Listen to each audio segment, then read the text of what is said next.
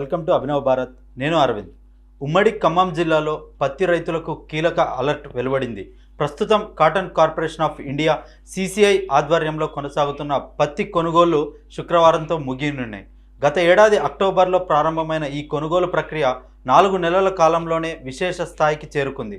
ఉమ్మడి జిల్లాలో ఖమ్మం, భద్రాచలం, కొత్తగూడెం, మద్దులపల్లి, మదిర, వైరా, బూర్గంపాడు, ఇల్లెందు వ్యవసాయ మార్కెట్ కమిటీల పరిధిలో మొత్తం 14 సిసిఐ కొనుగోలు కేంద్రాలను అధికారులు ఏర్పాటు చేశారు. ఈ కేంద్రాల ద్వారా ఈ నెల 17వ తేదీ వరకు మొత్తం 7,45,391 క్వింటాల పత్తిని సేకరించగా దాని విలువ 583.23 కోట్లకు చేరింది.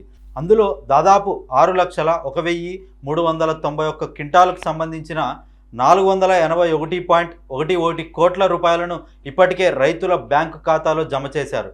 మొదట్లో వారానికి ఒకసారి చెల్లింపులు జరిగితే ప్రస్తుతం 3 రోజుల వ్యవధిలోనే రైతుల ఖాతాలో డబ్బులు జమ అవుతున్నాయని మార్కెటింగ్ శాఖ అధికారులు వెల్లడించారు. సేకరించిన మొత్తంలో సుమారు 82% చెల్లింపులు పూర్తయ్యాయి.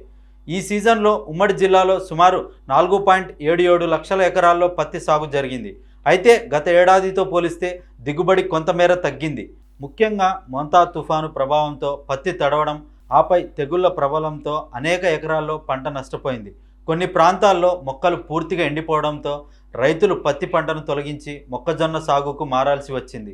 కొనుగోలు కేంద్రాల ఏర్పాటులో ప్రారంభ దశలో జరిగిన జాప్యం రైతులకు ఇబ్బందులు కలిగించింది.